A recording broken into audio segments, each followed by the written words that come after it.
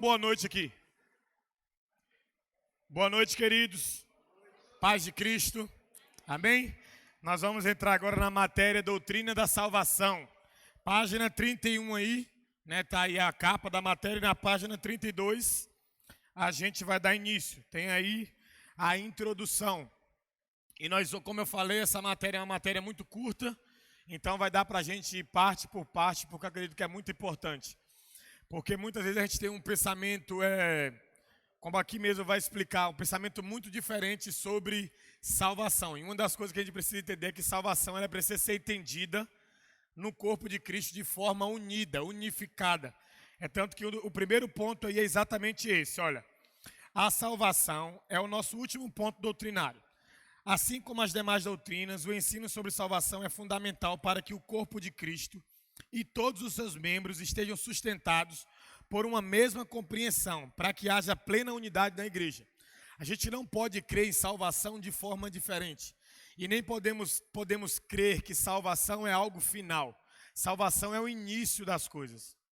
E aí quando você tem acesso à salvação, você também vai começar a ter acesso a outras coisas que a salvação proporciona. Então eu não posso crer em salvação de uma forma e você de outra, porque o fato de nós estarmos fazendo um curso é exatamente para que a gente creia da forma que Deus quer que a gente crê. Você já percebeu que às vezes a gente tem uma tendência a discordar de Deus só porque vem através do homem? O homem está ensinando algo aqui, mas esse algo é de Deus, e aí lá na sua alma você começa a pensar assim, mas eu penso diferente. Então sobre salvação existem questões bíblicas que não dá para divergir, como por exemplo, escatologia. Existem alguns pontos que é possível divergir, no sentido de que tem gente que crê que a igreja vai passar a grande tribulação e tem gente que crê que ela vai ser tirada antes. Ali tem uns versículos que dá margem para essas duas formas teológicas, mas quando a gente fala de salvação, não. Quando a gente fala de salvação, a gente tem que ter o pensamento unificado. E para termos o pensamento unificado, a gente tem que entender o plano de salvação e nós temos que entender quem nós somos desse plano. Então, tem que haver unidade. Amém? Tem que haver unidade. Segundo parágrafo, quando as escrituras falam sobre salvação, elas expressam um sentido imediato e gradual. Como já dissemos, o evangelho é paraxodal. Então, ao passo que a Bíblia diz que o homem foi salvo, ela também quer dizer que ele ainda será salvo.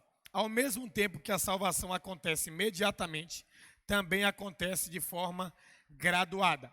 Um ponto aqui, se você quiser anotar aí para você entender isso aqui. O salvo zela pela salvação. Escreve aí. O salvo zela pela salvação.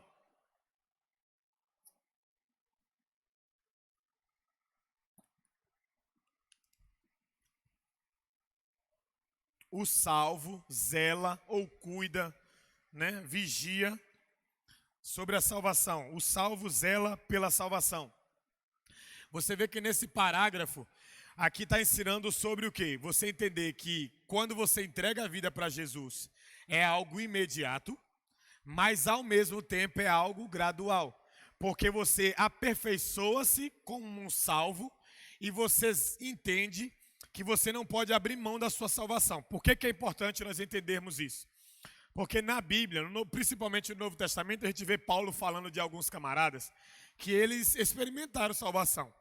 O escritor de Hebreus, quando ele fala lá em Hebreus 4, 5, 6, que ele fala que é impossível que algumas pessoas se arrependam e voltem a um lugar de salvação, ele fala que essas pessoas experimentou as dádivas de Deus, os dons de Deus, o dom celestial. Muitas coisas eles experimentaram. Eles um dia estiveram, sim, de fato, numa condição de salvo. Pastor, o senhor acredita que é possível perder a salvação? Em um único ponto, eu acredito. Quando alguém se apostata da fé. Quando alguém se torna um apóstata. Alguém que começa a zombar da fé cristã. Outra hora ele já acreditou, já viveu, já desfrutou. Mas agora ele não acredita e além de não acreditar, ele zomba. Mas nós acreditamos que a salvação não se perde, mas o salvo zela por ela. E é aí que está o X da questão. Quando Jesus fala de salvação em Marcos, ele fala assim, que aquele que crê e for batizado, será salvo. Mas a Bíblia diz que quando você entrega a vida para Jesus, imediatamente você recebe o Espírito Santo e seu nome é escrito onde? No livro da vida. Então, imediatamente você é salvo, mas você precisa zelar por essa salvação. Você precisa cuidar dela. E por isso ela é instantânea, mas ela é gradual. Porque um salvo vai querer valorizar a pessoa que o salvou. E como que eu valorizo a pessoa que o salvou? Andando da forma que ele espera que eu ande. É mais ou menos assim, você é salvo Você estava numa casa pegando fogo, você foi displicente, começou a colocar fogo na sua casa, brincar com fogo, brincou, sua casa pegou fogo, alguém foi lá e te salvou. Aí amanhã você está fazendo o quê de novo? Brincando com fogo. Você está zelando pela salvação? Não. Então a salvação é imediata. Mas nós não cremos, como alguns creem por aí, estou salvo aqui, eu posso fazer o que eu quiser, carta branca, já foram pagos todos os meus pecados e agora eu posso viver da forma que eu quero. Não. Eu tenho uma frase que um senhor me inspirou um tempo atrás, que ela diz assim: se você desfruta de uma bênção, de uma paz, de uma vitória, que você não teve que levantar a espada, você precisa honrar quem levantou a espada por você. Não foi você que morreu por salvação. Você é salvo pela graça, pela fé em Jesus. Porém, você precisa valorizar o sacrifício dele. Então, o salvo zela pela salvação. Ele não brinca com a salvação. Ele não fica, ora sou de Deus, ora sou do diabo. Ora eu quero Deus, ora eu não quero. Ora eu tenho uma vida correta, ora não. Então ele vai zelando. A palavra zelar é vigiar, é cuidar. Se você hoje está colocado num lugar seguro, não se coloque num lugar onde a sua vida espiritual e a sua salvação vai ser colocada à prova. Amém? Terceiro parágrafo. Cremos que a salvação não se limita ao perdão de pecados, como alguns infelizmente creem. Mas vamos além da morte de Cristo para desfrutar também de sua ressurreição. O perdão de pecados é apenas o início da obra majestosa que Cristo fez. Não é por obras, irmãos. A gente precisa entender que salvação não é por obras, é por aquilo que Cristo fez. A gente precisa ter uma ciência de que, por mais que você possa zelar pela salvação, não é você que conquista ela. Por mais que você possa viver uma vida de salvo, não é porque agora você está se esforçando que você vai ser salvo. Deus não deu essa oportunidade de nós imaginarmos ou pensarmos, eu vou ser salvo porque eu ajudei alguém. Eu vou ser salvo porque eu vou na igreja toda quinta-feira. Eu vou ser salvo porque eu prego a palavra. Eu vou ser salvo porque eu abri a igreja. Não, nós precisamos ter um entendimento correto sobre salvação. Salvação é um favor de Deus, é graça, favor imerecido, que nós alcançamos esse favor quando cremos na pessoa certa. Em quem? Em Cristo Jesus, o nosso Senhor. Então eu sou salvo por fé. Então vai lá no último parágrafo lá, do próximo parágrafo. A salvação não depende da intensidade da nossa fé, mas do objeto da nossa fé. O sangue do... Quem aqui conhece pessoas que têm fé, mas não têm fé em Jesus? Quem conhece? Existem pessoas que têm fé na religião dela, mas não têm fé no sangue do Cordeiro, não têm fé em Jesus. Por exemplo, o judeu, ele tem fé? Ele tem fé até para com Deus? Sim, mas se ele é um judeu que não é messiânico, a fé dele está aperfeiçoada? A fé dele está correta? Não. Por quê? Porque a fé salvífica é a fé em Cristo. A fé que salva é a fé que nós temos em Jesus Cristo de Nazaré. É no sacrifício e no sangue dele. Amém? Tá dando para entender até aí? O barulho da chuva está atrapalhando, gente? Tá dando para entender? Ponto 2 aí embaixo, anúncio da salvação. Aqui é importante a gente entender, Deus não tem plano B. Amém? Deus não tem plano B. Por que é importante nós entendermos isso? Porque de vez em quando a gente pensa que parece que Deus foi pego de surpresa quando Adão caiu. Só que não. Deus criou o homem sabendo o que aconteceria com o homem. Deus, quando cria o homem, Deus cria um homem com um plano A. Esse plano A era um plano chamado Jesus, um plano de salvação, mas Deus criou o homem não unicamente sabendo que ele ia salvar o homem. Deus também criou o homem porque Deus queria receber um tipo de adoração diferente, uma adoração que só o homem pode oferecer a Deus, uma adoração em espírito e em verdade. Uma adoração que não tem a ver com uma programação, com alguém que não tem o poder de decisão. Você está aqui porque você quer, sim ou não? Sim ou não, gente? Sim, você está aqui porque você quer.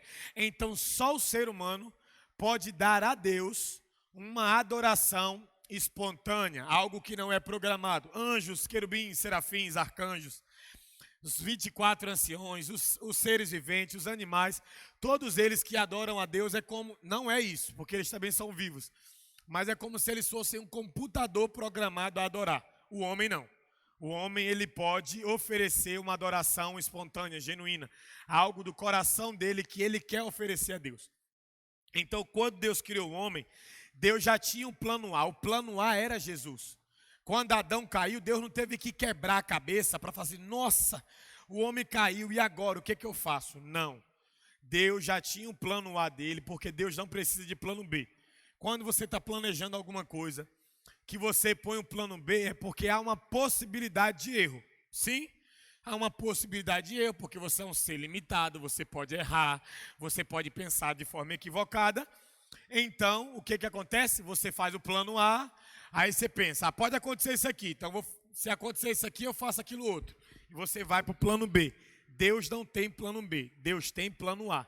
Então, desde o Gênesis, a gente vai começar a ver que Deus anunciou a salvação, de que já era algo preparado. Não é a queda do homem não mudou o plano de Deus. Deus já sabia que Adão ia cair, Deus já sabia que Eva ia cair. E Deus, como faz o fim das coisas, no início delas, já tinha preparado um ambiente de salvação para o homem caído. Então é preciso você entender isso. Deus não tem plano B. A salvação sempre foi um plano A. Jesus sempre foi o plano A de Deus. Amém? Amém? Pode virar a página aí. A gente vai ver o anúncio da salvação e o anúncio da queda e agora, e a primeira profecia sobre um Salvador.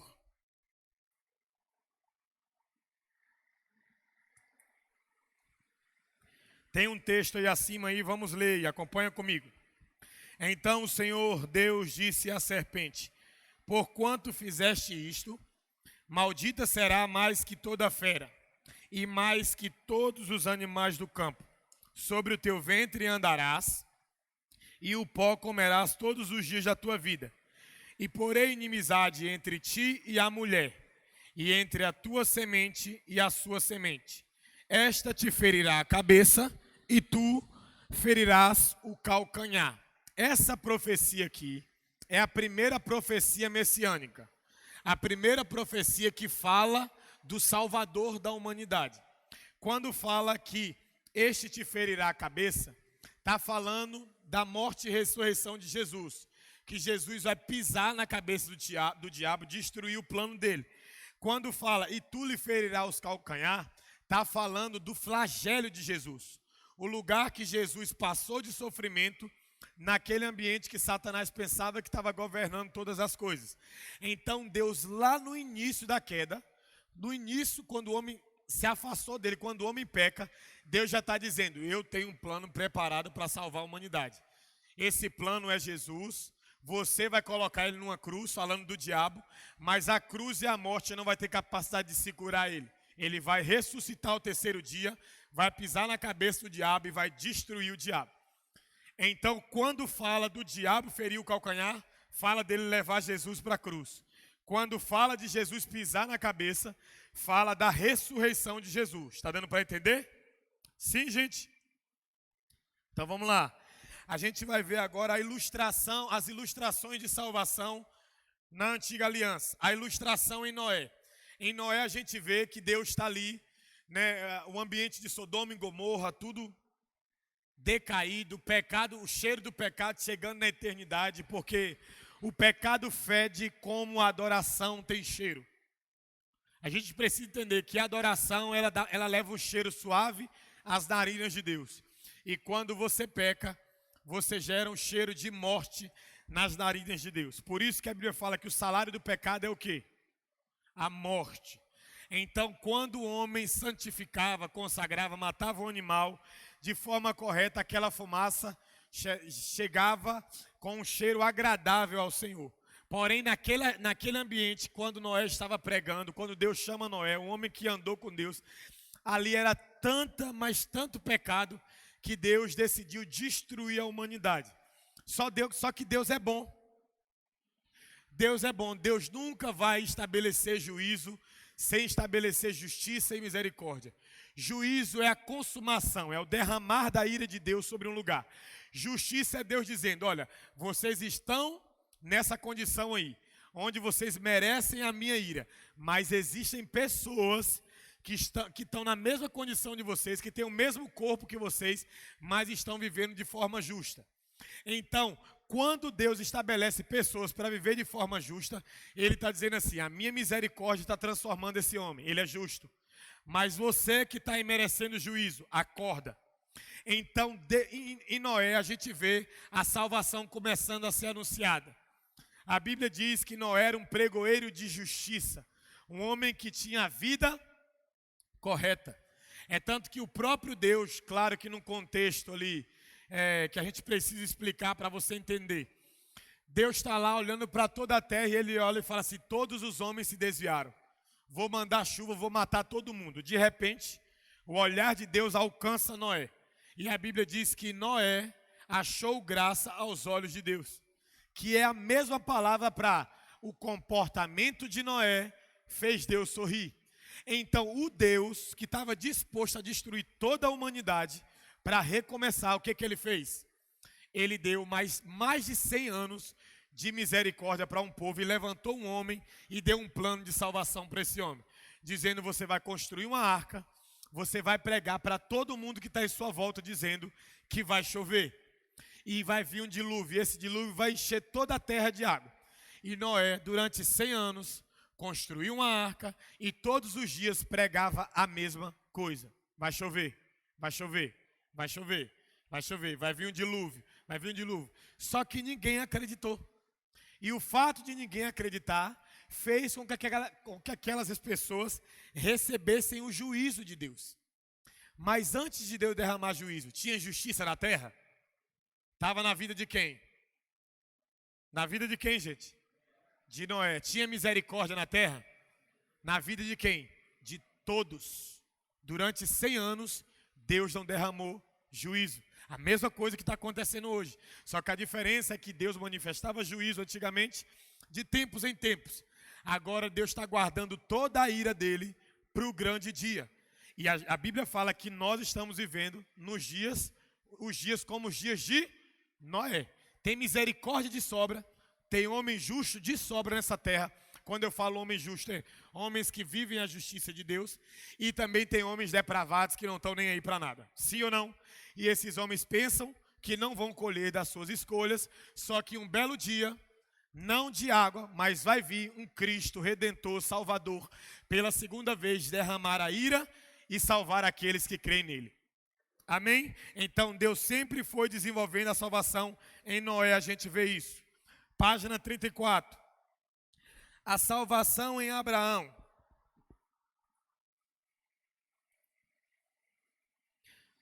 Abraão foi justificado pela fé. Isto nos mostra que antes mesmo de Cristo manifestar, a salvação já era uma realidade, pois o Cordeiro foi imolado antes da fundação do mundo. Aí tem alguns textos aí. Como já dissemos anteriormente, a salvação sempre se tratou de fé em Deus. Dessa forma, Abraão se tornou o pai da fé, pai da fé de todos os que alcançaria salvação em Cristo. Então a gente viu um ponto de salvação em Noé, e agora a gente está vendo outro ponto de salvação em Abraão. Abraão creu em Deus e aquilo foi lhe imputado por justiça. Não foi através de uma obra, foi através de crer. Então quando a gente olha para a vida de Abraão, por isso que Abraão é chamado o pai da fé. Porque ele foi alguém que creu que Deus já tinha preparado algo antes de tudo. O Cordeiro foi imolado antes da fundação do mundo. Em outras palavras, Jesus estava pronto antes do mundo ser criado. Jesus não foi preparado quando o homem caiu, ele já estava preparado como Cordeiro. O Cordeiro, a gente sabe que biblicamente era aquele que quando morria, assumia o pecado do homem. Claro que na antiga aliança a gente vai aprender logo à frente de forma parcial. Agora, de forma total. Vamos lá, a gente vai ver a salvação se desenhando também, a sombra da Páscoa. Está aí 2 textos, acompanha comigo aí. Assim, pois, o comereis, os vossos lombos cingidos, os vossos sapatos nos pés e o vosso cajado na mão, e comereis apressadamente. Esta é a Páscoa do Senhor. Segundo versículo.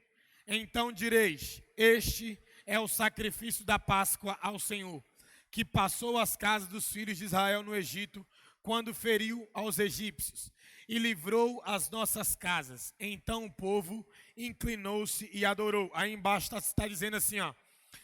Páscoa significa o quê? Passar por cima. Então a gente vai vendo que ao decorrer, desde quando Deus tinha uma nação específica que era Israel, a gente já vai entrar nisso, a gente vai ver que Deus sempre teve um plano de salvação. Lá na arca, Deus teve um plano de salvação em Noé. Em Abraão, Deus começa a mostrar, você é salvo pela fé. Quando chega na libertação do povo do Egito, aqueles que têm aliança comigo, quando vier o anjo da morte, vai ter Páscoa. Se a sua casa tiver marcado com o sangue do cordeiro, se você tiver matado um sacrifício e passar nas ombreiras da sua porta, quando o anjo da morte vier, Páscoa. O anjo da morte passará por cima. O juízo virá sobre alguma casa, mas você estará salvo. A mesma condição que nós estamos hoje. A Bíblia fala que o dia do Senhor, ele será glorioso, mas ele será também terrível. Glorioso para nós, que amamos a sua vinda, que desejamos a sua vinda. Nós não temos medo do Apocalipse. Nós desejamos o cumprimento do Apocalipse. Porque o cumprimento do Apocalipse é a justiça de Deus nos guardando. Quem tem que ter pavor do Apocalipse é quem não ama Deus. Porque para eles esse dia vai ser terrível. É o dia que eles serão julgados, é o dia que eles serão lançados ao inferno, é o dia que não vai ter mais chance de arrependimento. Então, a gente vai vendo que Deus, antes de apresentar a salvação que nós conhecemos, Ele sempre foi se mostrando como um Deus salvador. Deus quer salvar a minha e a sua vida. Vou falar de novo, Deus quer salvar a minha e a sua vida. Amém. Vamos lá, o resultado por meio de Israel. Vai para a próxima página aí. O desejo de Deus nunca foi salvar um único povo. Ele deseja que todos os homens sejam salvos. 1 Timóteo 2,4, Paulo diz: onde vocês chegarem, estenda suas mãos ao alto, desejando e orando que todos os homens sejam salvos. Então Deus não quis salvar só um povo. Segundo parágrafo, a salvação foi anunciada por meio de Israel. E por esse meio, vemos outros povos sendo alcançados, até chegar em nós. Logo no Antigo Testamento, podemos ver isso acontecer com Raabe e também com Ruth. Irmãos, eu não sei se você sabe, mas Jonas, o profeta Jonas, é o único profeta do Antigo Testamento a ser levantado para pregar especificamente para um povo gentil, um povo fora de Israel. Mas quando Deus levanta Israel, a nação de Israel, os hebreus, os israelitas, Deus não levanta para dizer, eu amo só eles. Deus levanta eles para dizer, me amem, para que as outras nações passem a me amar e a me desejar. Israel é chamado como a menina dos olhos de Deus. Por quê? Porque Deus confiou a Israel o relacionamento e a responsabilidade de que Israel representasse para as outras nações que Deus é um Deus salvador. Então a gente vai ver que Israel, por vezes, é punido porque ele abandona a fé, ele abandona o Salvador. E quando Joel escreve algo que é lindo, ele diz assim, que Deus é o desejado das nações. Deus é o desejado das nações, isso na antiga aliança. Por quê? Porque as outras nações que ouvia falar do Deus de Israel, desejava o Deus de Israel. E esse Israel não entendia a importância de Deus na vida dele e, por vezes, abandonava o Deus que outras pessoas estavam desejando. Nós, como igreja, presta atenção nisso, nós, como igreja, precisamos viver e ter uma vida que Deus espera que a gente tenha, para que as pessoas desejem o Deus que nós vivemos. Você está entendendo, gente? as pessoas têm que desejar o Deus que você serve. Então Israel, por vezes, falhava nisso. Era através do relacionamento de Deus com Israel que Deus queria mostrar que ele era Salvador. E aí, por vezes, você vê Deus alcançando famílias que não eram israelitas, que não eram judias, que não eram hebreias, para mostrar que Deus é um Deus que quer salvar toda a raça humana. O sacrifício de Jesus não é pela igreja. O sacrifício de Jesus não é pelos católicos, não é por uma religião. Jesus morreu para que todo aquele que nele crê tenha vida eterna. E aí a gente vê que Raabe era uma prostituta. O que ela era? Uma prostituta. E por guardar os espias de Deus, aquela mulher foi colocada na genealogia de Jesus. E quando veio juízo sobre aquela cidade, a casa dela foi poupada, porque as pessoas instruíram ela: coloque uma corda vermelha pendurada na janela da sua casa. E quando o exército do povo de Deus vier, a sua casa será poupada, enquanto todo o resto vai ser destruído. Então aquela mulher guardou os homens de Deus, e por guardar os homens de Deus, ela não só foi alcançada para ser salva, como ela entrou na genealogia de Jesus. Você vai ver lá em Mateus que Raabe é parente de Cristo, distante, mas é parente de Cristo. Assim também como foi na vida de Ruth. Então, Deus usa o povo, não para que o povo se sinta superior. Ah, eu sou salvo e você está com a vida ferrada. Não. Você foi salvo para que as pessoas passem a amar aquele que te salvou. Então nós precisamos zelar por essa vida de salvação. Amém? Vamos aí agora, expiação. Uma vez no ano, Arão fará expiação sobre os chifres do altar com o sangue da oferta pelo pecado. Uma vez no ano fará expiação sobre ele pelas vossas gerações. Santíssimo é o Senhor. Êxodo 30:10. Isso vos será por estatuto perpétuo. No 7º mês, aos 10 dias do mês, afligireis a vossa alma e nenhuma obra fareis, nem o natural, nem o estrangeiro, que peregrina entre vós. Porque naquele dia se fará expiação por vós, para purificar-vos, e serei purificado de todos os vossos pecados perante o Senhor. Vamos lá, deixa eu explicar isso aqui, porque tem 2 pontos bem interessantes. A gente vai falar aqui de expiação. Diga assim, expiação. Expiação, se você quiser escrever aí, vai estar detalhadamente, mas escreve aí para você gravar. Expiação é o perdão dos pecados. Põe aí. O perdão dos pecados.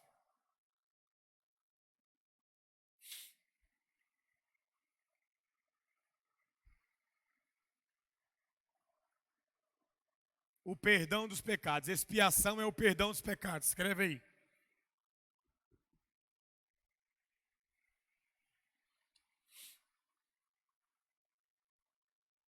Amém? Durante 40 anos, o povo viveu no deserto e Deus colocou algumas leis cerimoniais. E dentre dessas leis tinha uma que, uma vez por ano, tinha que pegar um animal específico, colocar no altar.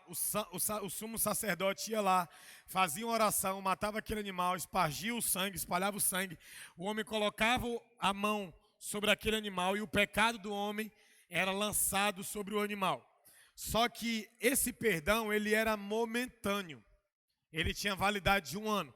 Então o homem, por vezes, precisava ficar fazendo isso. Isso é chamado de expiação, o perdão dos pecados. Então, quando Cristo vem, Cristo também perdoa os nossos pecados. Ele faz expiação dos nossos pecados. Só que agora, a gente não precisa mais matar os animais. O sacrifício de Jesus é suficiente. E essa palavra está aí embaixo aí, é cobrir, purificar, fazer expia, fazer reconciliação. É colocar você de novo numa condição de relacionamento. Agora vira a página aí. Isso aqui eu estou dando uma adiantada porque está na apostila, depois você vai lendo. Agora a gente vai para outra palavra, que é propiciação. Diga assim, propiciação. Agora olha que lindo. Sabe o que significa propiciação? O esgotar da ira de Deus. Escreve aí. O esgotar da ira de Deus. Escreve aí, propiciação. Pode escrever até debaixo da palavra propiciação aí.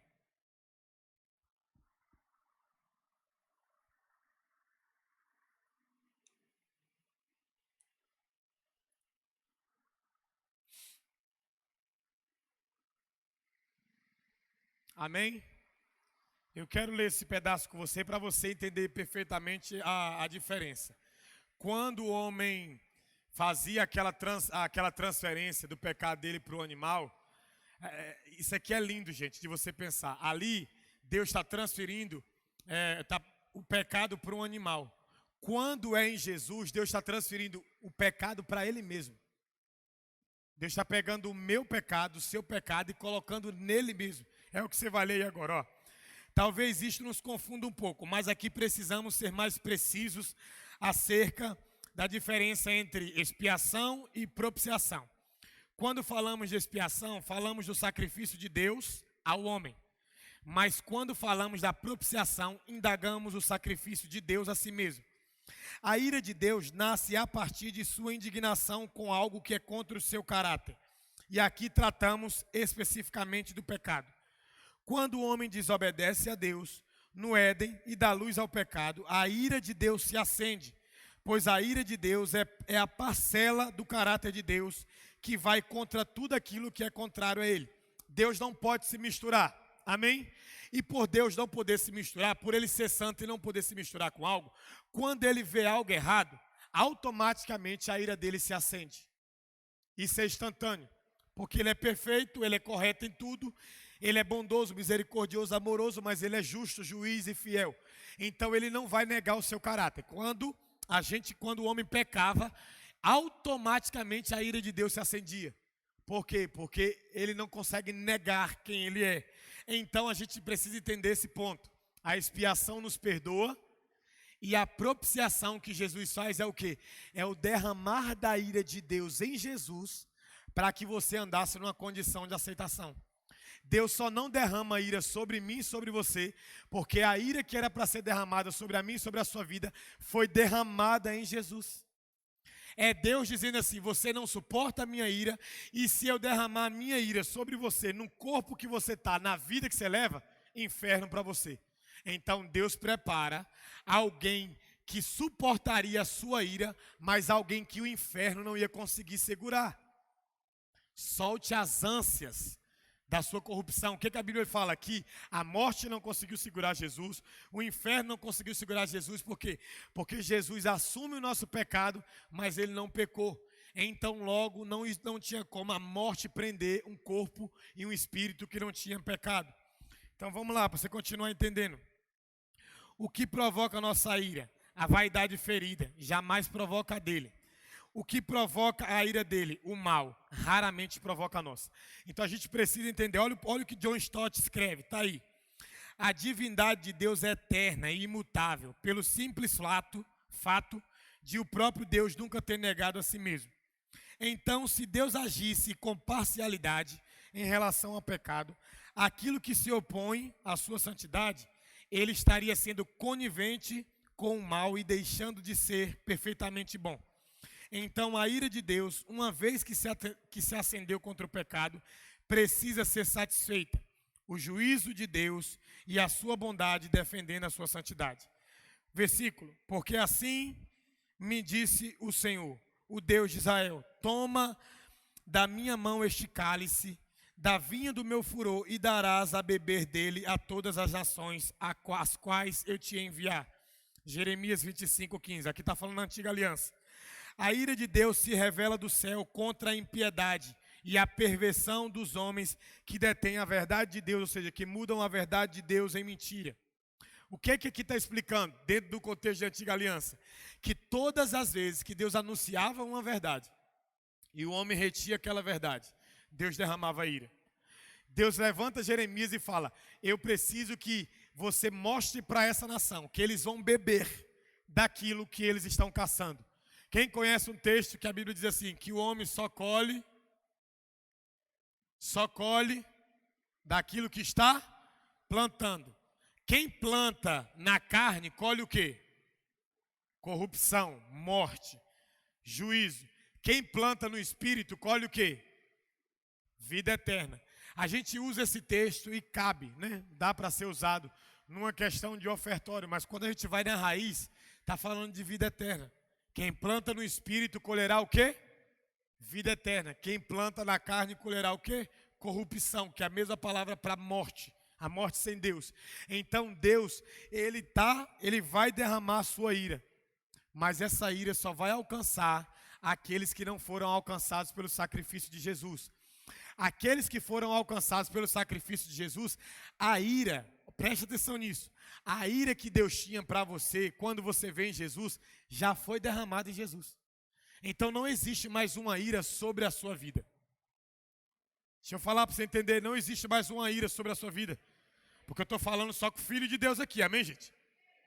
Então, a gente precisa ter o mesmo coração que Noé teve.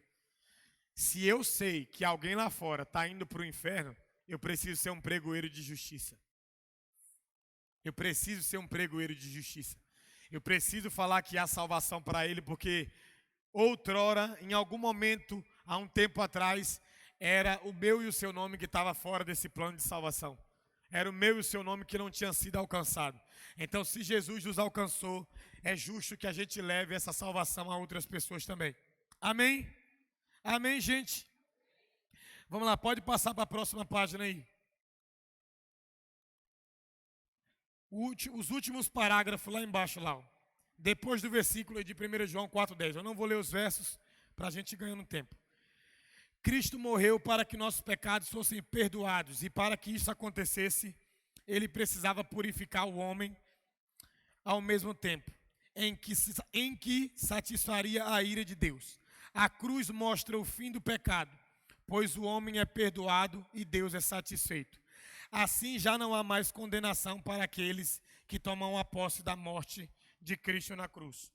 O holocausto que o sacerdote oferecia no templo era a representação do sacrifício de Cristo, para apaziguar a ira de Deus. Assim, sendo, concluímos que o sacrifício de Jesus expia o pecado e propicia a ira de Deus. Ou seja, o sacrifício de Jesus perdoa os pecados e esgota a ira. Olha para o teu irmão e fala assim, Deus não está mais irado com você. Pronto. Você entendeu isso? Agora, por quê? Deixa eu ver se você entendeu. Quem me responde? Por que Deus não está mais irado com você?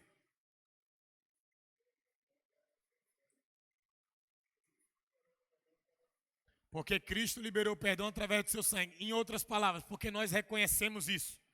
É a sua fé em Jesus e o seu estilo de vida de alguém que zela pela salvação que faz que Deus não tenha mais ira. Irmãos, presta atenção nisso aqui. Deus não sente ira por alguém que vai casar com o filho dele. Imagina aí, você irado com a noiva do seu filho. Tem lógica. Então nós somos a noiva de Cristo.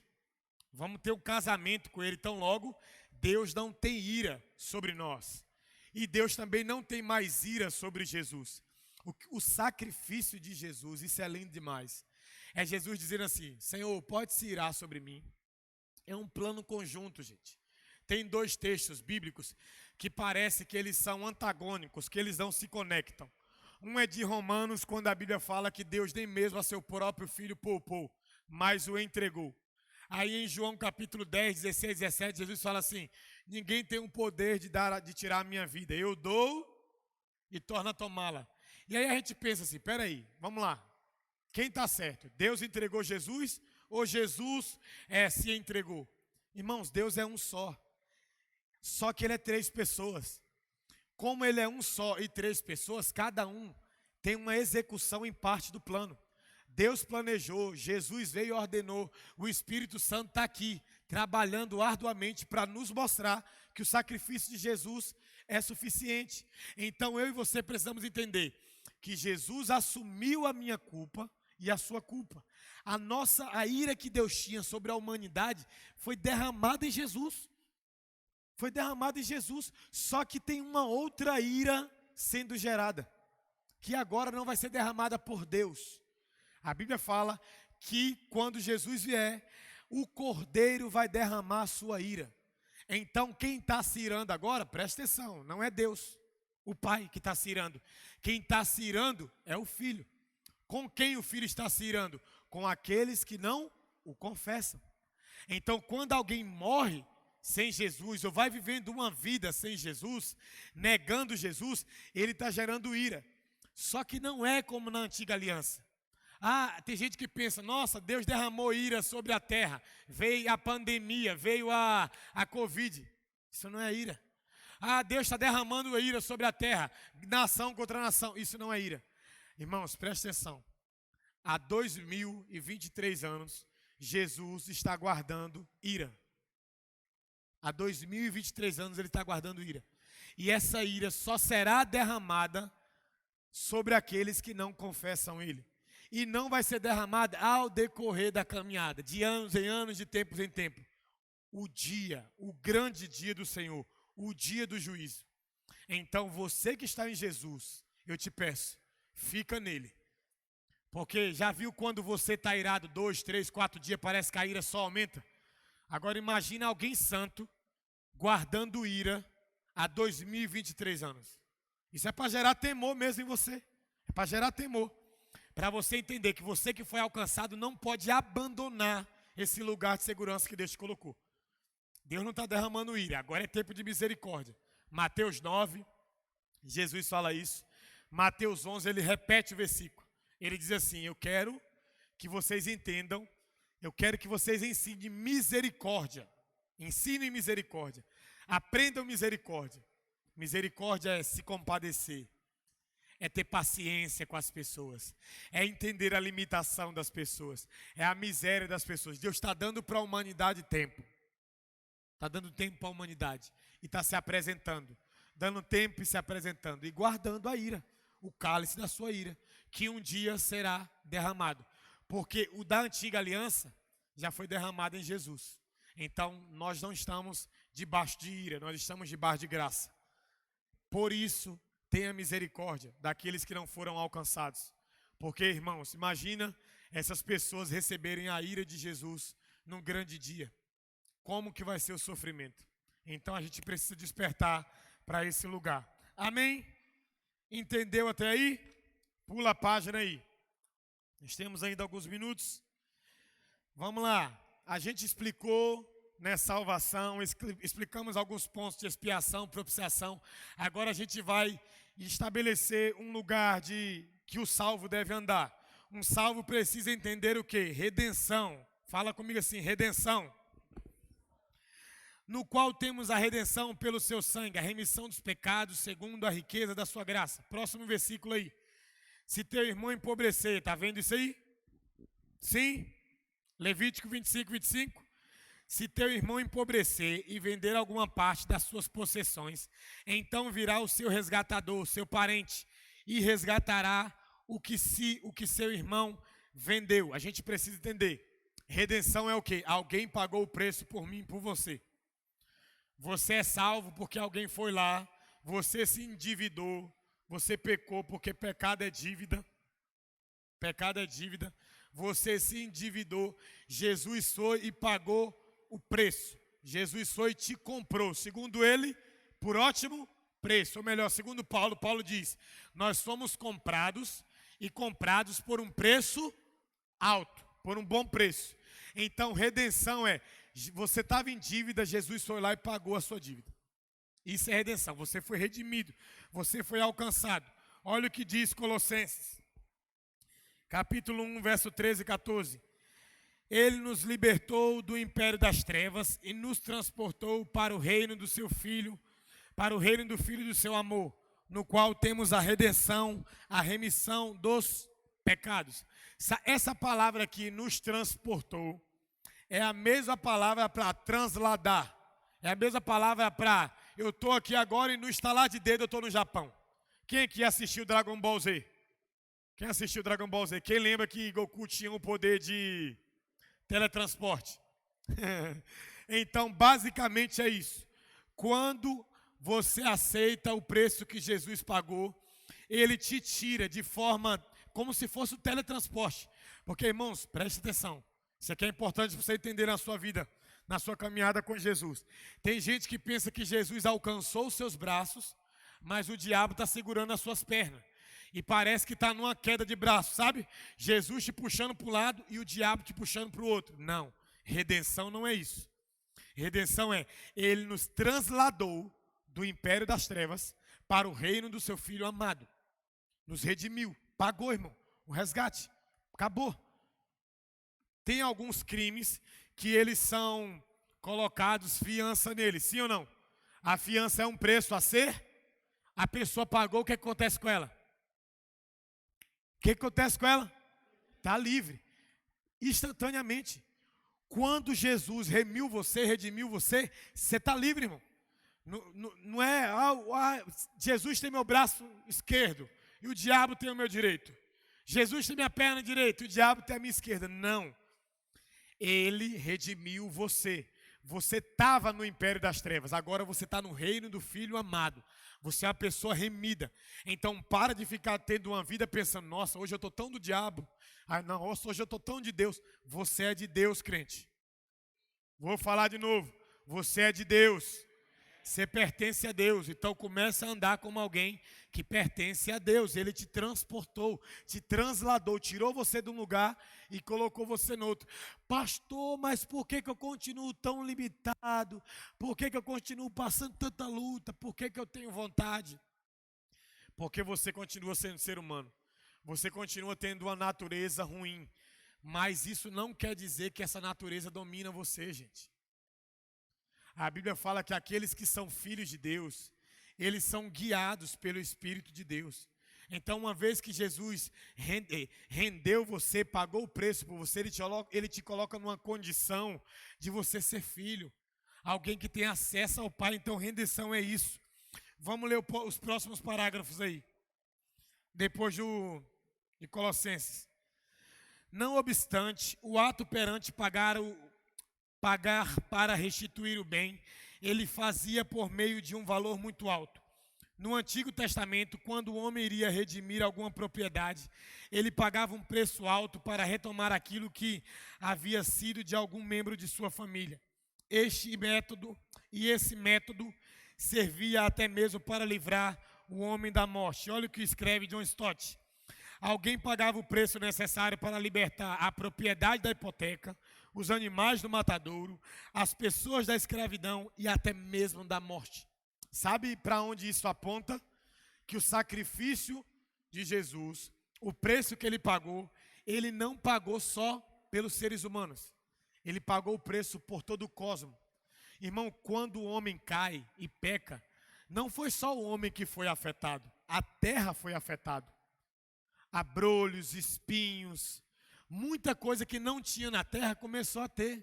Essa terra cheia de maldição que está aí é por causa do pecado. Tem um menino chamado, um pastor chamado Iago Martins, alguém conhece? Ele tem um programa chamado 2D de Teologia.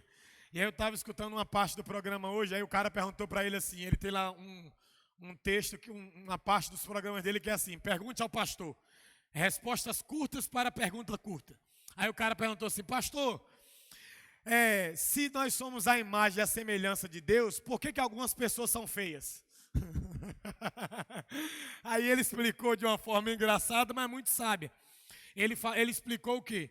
Que alguns de nós, esteticamente, somos feios também por causa do pecado.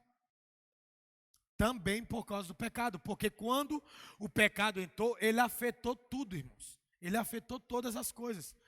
À luz da Bíblia e à luz da teologia, o fato é que o homem era perfeito. O homem não ia envelhecer, não ia ter cabelo branco, o homem não ia morrer, o homem não ia ficar careca, o homem não tinha nada disso. O homem era saudável. A Gabi dizendo, eternidade para o Johnny. Então a gente precisa entender o quê? Aí ele explica que um dos pontos de que a gente deixa de ser somente a imagem de Deus e a semelhança de Deus. E a gente começa a carregar a imagem de uma pessoa caída. Por isso que envelhecemos. Por isso que estamos em corrupção, em deteriorização do nosso corpo. O nosso corpo vai envelhecendo. A Bíblia diz que o nosso homem exterior se corrompe, né? Vai ficando velho. Contudo, o nosso homem interior se renova Deus está renovando o nosso espírito, amém, gente?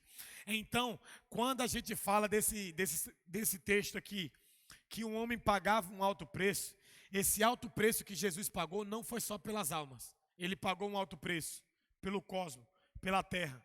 Salmo 24, que é um salmo que eu amo, diz assim: toda a terra, sua plenitude e todos aqueles que nele habitam pertencem a Deus. O diabo não tem ninguém enquanto a pessoa está viva. Vou falar de novo para você entender. Sabe aquela pessoa lá, gadarenada, cheia de demônio às vezes, que anda por aí que você conhece? Essa pessoa não é do diabo. Ela está sob a influência do diabo. As pessoas só serão do diabo, entre aspas, quando elas morrem sem Jesus. O preço que Jesus pagou, ele comprou tudo de volta para o Pai. Tudo, tudo, tudo, tudo. A Bíblia fala, se por um só homem, todos nós somos afetados, quando esse homem pecou, Adão, é justo que por um outro homem, todas as coisas sejam reconciliadas em Jesus. Então eu não posso dar mais moral para Adão e seu pecado do que para Jesus e seu sacrifício. Se a queda de Adão afetou tudo, a morte e ressurreição de Jesus afeta tudo. Só que Adão afetou para destruição, Jesus afetou para restauração. Então o diabo não tem nada. Para de ficar dizendo assim, aquela rua é do capeta, aquele menino é do capeta, aquela casa é do capeta. O capeta não tem nada. Nem casa ele tem. Ele mora de aluguel numa casa que Deus deu, prestado para ele. Deus deu para ele. Então ele não tem nada. Para de dar moral para o diabo, que o diabo não tem. Jesus pagou um preço pela humanidade, pela terra. Por isso que nós cremos que não é a gente que vai para o céu. Nós cremos que Jesus trará o céu até nós. Há um novo céu e uma nova terra adereçada. Então, em um belo dia nós veremos Jesus voltando de forma gloriosa. Nós seremos arrebatados até as alturas. Receberemos um corpo glorificado, primeiro os que dormem, os que morreram nele, em seguida a gente que estamos vivos, e aí receberemos um corpo glorificado nas regiões celestiais, em seguida a gente desce, a gente não vai para o céu, a gente vai se encontrar com ele nas alturas e a gente volta para a terra.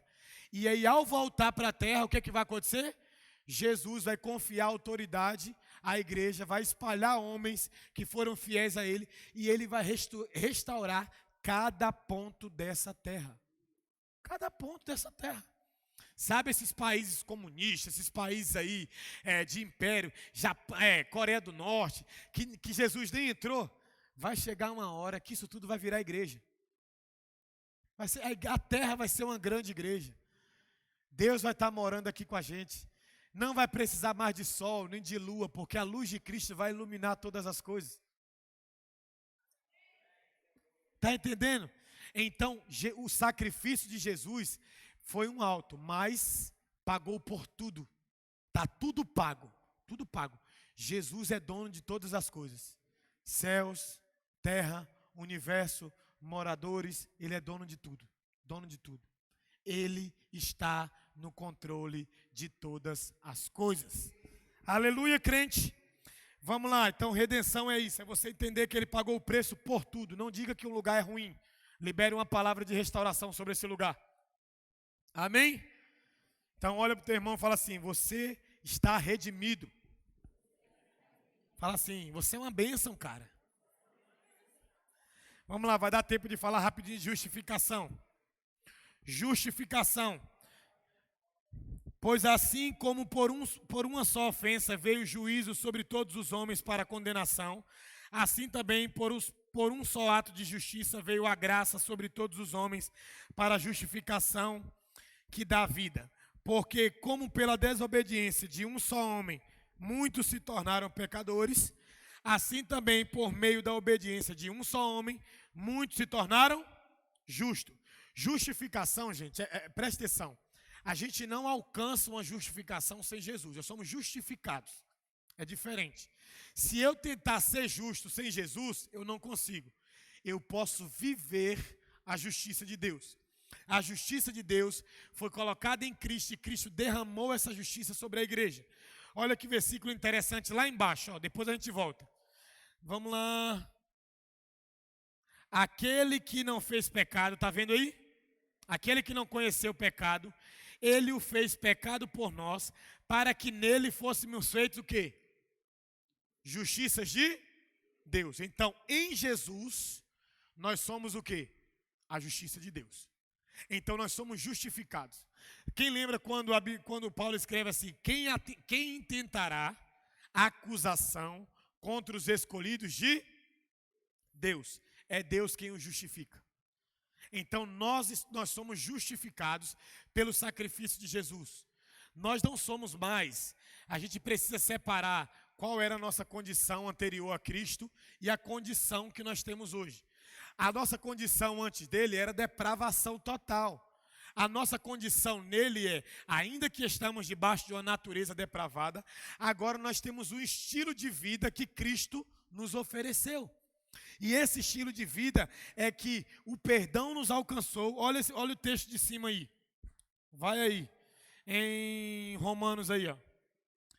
Romanos 4, 19 ao 22. E sem enfraquecer na fé, embora levasse em conta o seu próprio corpo amortecido, sendo já de 100 anos, em idade avançada de Sara, não duvidou por incredulidade da promessa de Deus, mas pela fé se fortaleceu, dando glória a Deus, estando plenamente convicto de que ele era poderoso para cumprir o que prometera, pelo que isso lhe foi imputado como justiça. Então, Abraão estava numa condição humana limitada. Qual era a condição dele? Eu sou velho, minha mulher é velha, minha mulher está zombando, dizendo que não pode ter filho, está rindo, mas Abraão creu que Deus poderia dar um filho para ela. E aquela promessa se cumpriu também porque Abraão creu e Deus deu um filho para ele. Então, justiça é você crer que é possível nesse corpo aí, que tem vontades erradas, nessa mente aí, que tem pensamentos errados, é possível viver uma vida justa. É possível. Irmãos, a carne de todo mundo é fraca, sim ou não? Mas todo mundo comete o pecado igual. Você está matando alguém hoje? Vai agitar ou não? Você está adulterando hoje? Você está traindo sua mulher, seu marido? Tá? Você está usando droga hoje? Tá ou não, gente? Não. Por que se a sua carne é fraca? Porque você foi justificado. Porque você entendeu o sacrifício de Jesus. Porque agora você decidiu abrir mão da queda de Adão. Você agora não anda na queda de Adão, você anda na restauração de Cristo. Então nós somos justificados. Foi nos dado um novo lugar para andar. Aquele que está em Cristo, nova criatura, as coisas velhas se passaram, eis que tudo se fez novo. Eu não posso exceder porque é aula, então semana que vem a gente continua, fique sobre os seus pés. Já, Belzinho. Semana que vem a gente tem que falar ainda sobre 3 pontos ainda, vai ser benção.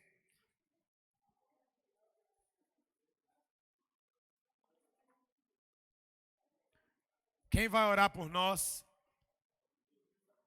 Gente, olha só, outra coisa que nós vamos retomar, nós vamos